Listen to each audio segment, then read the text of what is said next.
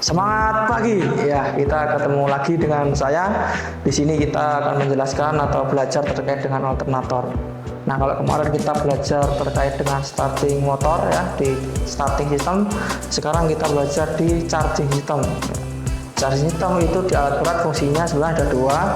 Yang pertama sebagai apa? Untuk ya namanya charging berarti ngecas ya. Apa yang bisa dicas di unit itu adalah baterai.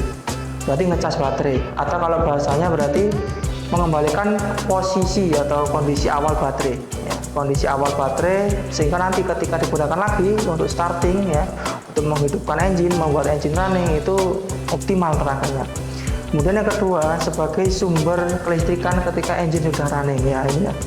Jadi kalau engine sudah running berarti semua kelistrikan yang ada di alat berat itu tidak menggunakan baterai lagi, tapi fokus ke alternator ini gitu. Nah, itu sekilas terkait dengan fungsi charging system. Kemudian kita coba kupas komponen-komponen utama yang ada di sini. Nah, sebenarnya itu ada banyak ya, ada banyak banget komponen yang ada di sini. Cuman kita coba ya kita kumpulkan yang besar-besar aja gitu ya, yang penting-penting gitu. Yang pertama di depan sini ya, yang warnanya putih ini ya. Ini adalah puli. Nah, alternator ini yang menggerakkan adalah engine. Gimana melewati apa? Melewati puli ini. Puli ini nanti akan ada belnya di sini. Belnya dihubungkan kemana? Ke engine. Sehingga ketika engine running berarti alternator ini akan berputar. Kemudian yang kedua di sini nih, ini ada fan ini. Nah, untuk apa? Alternator ini kalau lama kelamaan ya namanya komponen kelistrikan ya pasti panas lama kelamaan. Sehingga perlu didinginkan. Oleh apa yang diinginkan? Oleh ini fan. Kemudian yang ketiga ini adalah front bracket gitu ya. Ya, bracket berarti kan dudukan ya. Berarti dudukan dari komponen-komponen yang ada di alternator ini yang bagian depan gitu, untuk mengikat komponen tersebut. Kemudian yang selanjutnya keempat itu adalah rear bracket. Tadi ada depan, yang rear berarti ada yang belakang. Sama untuk mengikat komponen-komponen yang ada di alternator ini. Oke. Kemudian yang kelima itu ada fill coil yang ada di dalam. Ya, di dalamnya dari rotor ini. Ini untuk apa? Untuk membangkitkan medan magnet. Nah, maksudnya gimana? Kita perlu magnet yang nantinya untuk menginduksi komponen selanjutnya, kita jelaskan nanti. Untuk menginduksi komponen. Lewat apa? Lewat elektromagnetik.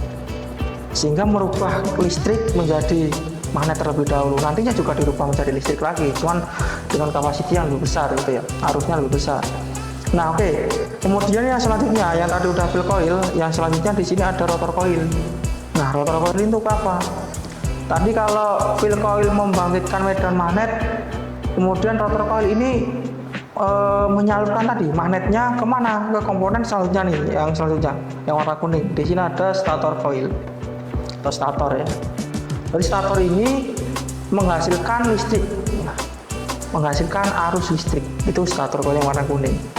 Jadi dari seluruh komponen listrikan yang ada, seluruh komponen alternator yang ada di sini, yang menghasilkan listrik itu adalah stator coil.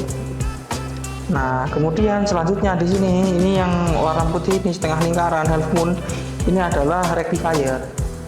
Tadi yang dihasilkan oleh stator itu listriknya atau arusnya AC. Padahal di unit alat berat itu kelistrikannya DC arusnya ya. DC, akinya DC, lampunya DC, lednya ya, lednya DC, kemudian pakai sistem AC juga DC, semuanya DC, sehingga harus dibuat DC arusnya.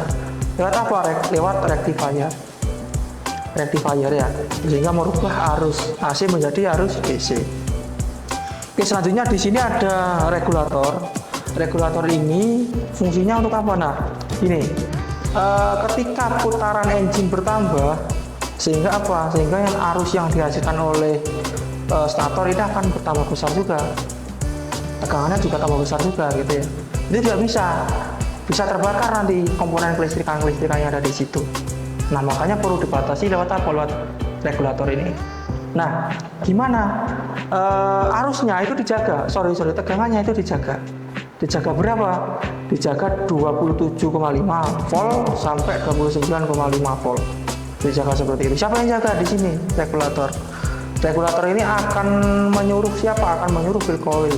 Ketika tegangannya udah terlalu tinggi, ya, tegangannya udah terlalu tinggi di atas 29,5, berarti harus diputus arusnya yang masuk ke fill coil. Magnetnya hilang, kemudian arus yang dihasilkan oleh stator itu juga akan hilang juga. Kemudian ketika udah terlalu rendah di bawah 27,5 itu nanti dikasih lagi tuh arusnya di fill coil, sehingga apa, magnetnya ada lagi, kemudian tegangan yang keluar dari stator itu akan muncul lagi. Itu terus berulang-ulang dan itu cepat banget ya, namanya semikonduktor gitu ya.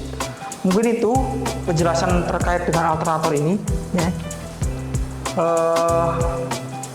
Selanjutnya kita membahas terkait ya preheating gitu ya, kemudian kita bisa bahas tentang injection pump gitu dan sebagainya ya.